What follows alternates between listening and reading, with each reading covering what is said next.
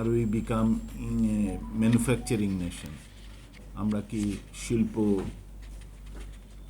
শিল্প সমৃদ্ধ জাতি হচ্ছে কিনা? তো আমরা আসলে হচ্ছি। আপনারা যদি দেখেন দক্ষিণ এশিয়াতে, তো ম্যানুফ্যাকচারিং জিডিপির রেশিওতে বাংলাদেশ হচ্ছে 21%, যেখানে ভারত এবং পাকিস্তান হচ্ছে 14%। আর সর্বোচ্চ আমাদের বেঞ্চমার্ক হচ্ছে চীন, 29% ম্যানুফ্যাকচারিং জিডিপি, আর ভিয়েতনাম হচ্ছে 24% ম্যানুফ্যাকচারিং জিডিপি। সো আমাদের আরও অনেক দূর যেতে হবে সেটা করার জন্য, কিন্তু আমরা ইতিমধ্যেই দক্ষিণ এশিয়াতে সর্বোচ্চ স্থানে আছে এবং এই ম্যানুফ্যাকচারিং জিডিপির 50%-এর মতো সরবরাহ করে রেডিমেড গার্মেন্টস শিল্প। তো তাহলে আমাদের এই রেডিমেড গার্মেন্টস শিল্পের যারা কাজ করছেন, মালিক এবং শ্রমিক, তাদের কথা আমাদের বিবেচনায় নিতে হবে। এখন আজকের বিষয়বস্তু হচ্ছে রেশনিং।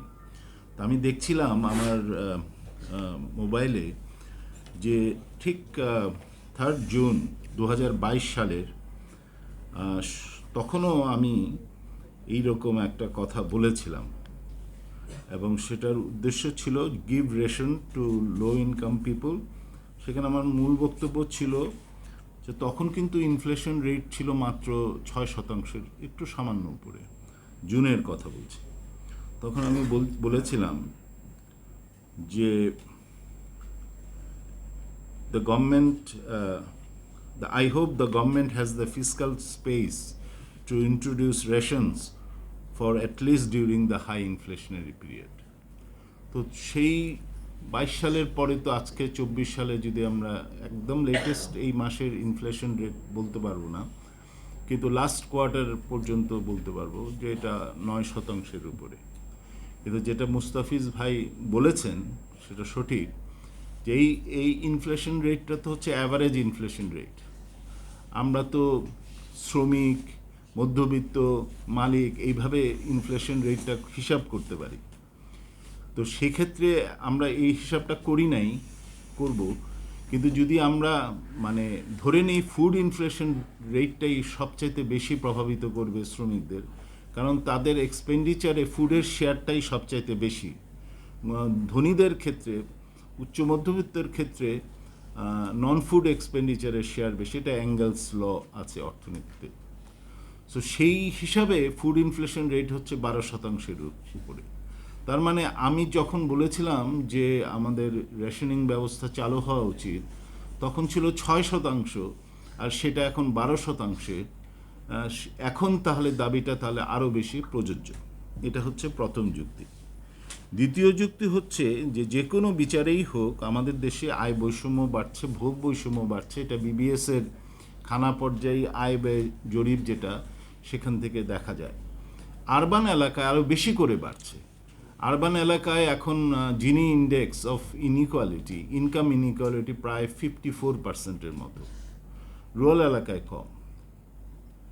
সুতরাং এই ইনইকুয়ালিটিটাকেও মডারেট করার চিন্তা ভাবনা করা প্রয়োজন। তার একটা মেকানিজম হচ্ছে ওয়েজ, কারণ ওয়েজের ইনক্রিজ হচ্ছে একটা অবভিয়াস মেকানিজম। আরেকটা মেকানিজম হচ্ছে রেশনিং, ভর্তুকি দেওয়া। তৃতীয় যুক্তি হচ্ছে যে এখন যেটা টিসিবির মাধ্যমে যে ন্যায্য মূল্যে দেওয়া হচ্ছে, সেই প্যাকেজটি মোটামুটি 1200-1300 টাকার প্যাকেজ। তার সেইটা 50% ভর্তুকিতে দেওয়া হচ্ছে 650-700 টাকার। কিন্তু এই প্যাকেজটার বন্টন নিয়ে তাদের নিজেদের মধ্যেই যথেষ্ট কাজকর্ম চলছে, যে এটাকে কীভাবে ইমপ্রুভ করা যায়। সম্প্রতি বিআইডিএসকে তারা অ্যাপ্রোচ করেছিল যে এটার ইমপ্রুভমেন্টের, এবং সেখানে দেখা যাচ্ছে যে এই যে 1 কোটি ফ্যামিলি কার্ড, সেটা প্রথম 30 লাখ পর্যন্ত ভালো ছিল, তারপরে 50 লাখ, তারপরে যখন 1 কোটি পর্যন্ত এক্সপ্যান্ড করা হলো, লাস্ট ফেজটাতে বেশ কিছু মিসটার্গেটিং হয়ে থাকতে পারে। এবং এক হিসাবে আমরা দেখছি যে এটা প্রায় 1/3 মতনও হতে পারে, যখন 50 লাখ থেকে 1 কোটির মতন গেল। কারণ টিসিবির তো আসলে সারা দেশে অত বেশি প্রেজেন্স নেই, 16টা জেলায় প্রেজেন্স তারা ইউনিয়ন পরিষদের চেয়ারম্যান ইত্যাদি তাদের তালিকার উপর নির্ভর করতে হয়। সেক্ষেত্রে আমার প্রস্তাব ছিল তখনই যে টিসিবি যদি তার শহর এলাকায় কার্যক্রম দুভাবে ইমপ্রুভ করতে পারে। একটা হচ্ছে যে শহর এলাকার যে নিম্নবিত্ত এলাকাগুলোকে তারা টার্গেট করতে পারে। আমরা ফরচুনেটলি ঢাকা শহর সহ অন্যান্য শহরের পভার্টি ম্যাপিং করতে পারি এখন, কারণ আমাদের এখন 2022 সালের সেন্সাস আছে এবং 2022 সালের খানা পর্যায়ের আয় ব্যয় জরিপও আছে। দুটো মিলিয়ে স্মল এরিয়া এস্টিমেশন মেথডে আমরা ঢাকার কোন এলাকায় কীরকম নগর দরিদ্র সেটা আমরা জানি, সুতরাং সেইটাকে ব্যবহার করা। দ্বিতীয় হচ্ছে যে গার্মেন্টস শ্রমিকের মধ্যে, সমস্ত শিল্প খাতের মধ্যে গার্মেন্টস শ্রমিকের কনসেন্ট্রেশন সবচাইতে বেশি। সুতরাং এখানে যদি গার্মেন্টস শিল্প এলাকাকে টার্গেটিং করা হয় টিসিবির কার্যক্রমের জন্য, তাহলে শ্রমিক এলাকাগুলোকে কেন্দ্র করে সেই ডিস্ট্রিবিউশন করা যেতে পারে। সুতরাং এখানে একটা টিসিবির কার্যক্রম ইমপ্রুভমেন্টের জন্য, এবং সেই ব্যাপারে শ্রম মন্ত্রণালয় এবং শ্রম প্রতিমন্ত্রী খুবই আগ্রহী এবং সেটা করা যেতে পারে। তৃতীয় কথা হচ্ছে যে এখানে কত টাকা লাগবে সেই ভর্তুকির, এখানে টাকার অঙ্কে হিসাব গেলে অনেক রকম কথা হয়, কিন্তু আমার একটা মোটা দাগের এনভেলাপের হিসাব হচ্ছে যে 1000 টাকা অন্তত ভর্তুকি দিতে হবে এবং তাতে 400 কোটি মাসে লাগবে, তাতে প্রায় 4800 থেকে 5000 কোটি লাগবে। সেটা গভর্নমেন্টের বাজেটের জন্য কিছুই না। এবং এই টাকাটার ভর্তুকিটা এটা বিজিএমইউকেও দিতে হবে না, এটা শ্রমিকদের দেওয়ার তো প্রশ্নই ওঠে না। সেই ভর্তুকিটা আসতে হবে সরকারের কাছ থেকে। এবং এই রেশনিং প্রথা চালু করলে এতে সরকারের জনপ্রিয়তাও বৃদ্ধি পাবে, কমবে না।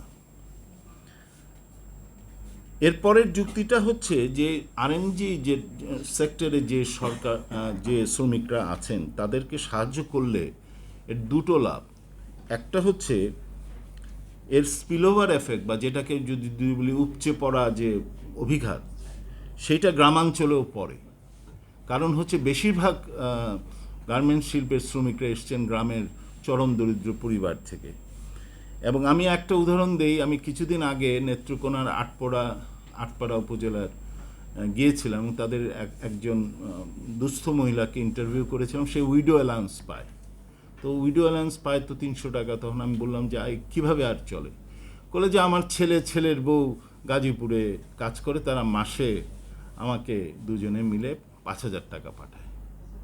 সুতরাং আমরা দেখতে পাচ্ছি যে গ্রামের দারিদ্র্য নিরসনে শহরের পোশাক শিল্প একটা বিশাল ভূমিকা সাইলেন্টলি পালন করছে, যেটা আমরা সচরাচর কথাবার্তায় আনি না। তো এক্ষেত্রে ভর্তুকি দিলে তখন ওই শ্রমিকের পক্ষে সেই রেমিটেন্স পাঠানো সম্ভব হবে তার গ্রামের পরিবারের কাছে। দ্বিতীয় আরেকটা উপচে পড়া অভিজ্ঞতা, যেটার কথা আমরা প্রায়ই আনি না, সেটা হলো যে আমরা যেটা সেকেন্ডারি স্কুলিংয়ের যে বিস্তৃতি দেখি, মাধ্যমিক পর্যায়ে ছাত্রীদের যে অন্তর্ভুক্তির বিস্তৃতি দেখি, সেটাকে আমরা ধরে নিই এটা হয়েছে সেকেন্ডারি স্কুল স্টাইপেন্ডের জন্য।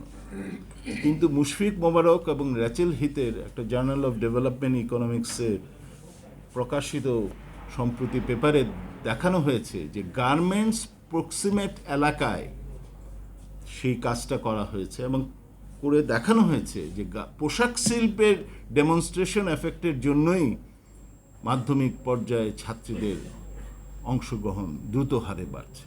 সুতরাং এখানে একটা সামাজিক অভিঘাত আছে। সুতরাং ওরা যদি ভালো থাকে, পোশাক শিল্পের শ্রমিকরা, তাহলে সেটার একটা সামাজিক অভিঘাত এসে পড়ে অন্যান্য খাতের মধ্যেও।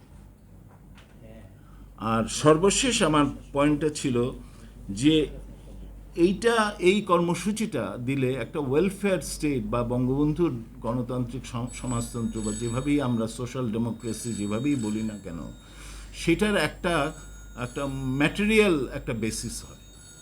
আমরা কি করে বুঝবো যে এটা একটা ওয়েলফেয়ার স্টেট? সুতরাং ওয়েলফেয়ার স্টেটটাকে বোঝানোর জন্য সবচাইতে যে খাতটি দেশের উন্নতিতে অংশ রাখছে, আমরা ম্যানুফ্যাকচারিং নেশনে পরিণত হচ্ছি, সেই খাতের শ্রমিককে আমরা এটা করছি। কে জানি বললেন, রুহুল আমিন ভাই বললেন যে আমরা 1945 সালে, আসলে এটা সঠিক, 1945 সালে স্যার বেভারিজের রিপোর্ট দেওয়া হয়েছিল ইউকেতে, এবং তখনই ওয়েলফেয়ার স্টেটের জন্ম। সুতরাং এটা হয়েছিল রেশনিং প্রথা পদ্ধতি প্রণয়নের মাধ্যমে, এবং এইটা বাংলাদেশেও শুরু করা উচিত শ্রমিক এলাকায়। তবে এটা কতদিনের জন্য, সেটা এক একজনের এক এক যুক্তি থাকতে পারে। আমার যুক্তি হচ্ছে সেটা হবে ততদিন যতদিন না হাই ইনফ্লেশনারি এপিসোড ক্রমশ কমে একটা আগের মতো অবস্থায় 5-6% ফিরে না আসছে, ততদিন পর্যন্ত এটা অব্যাহত থাকা উচিত। সবাই মনোযোগ।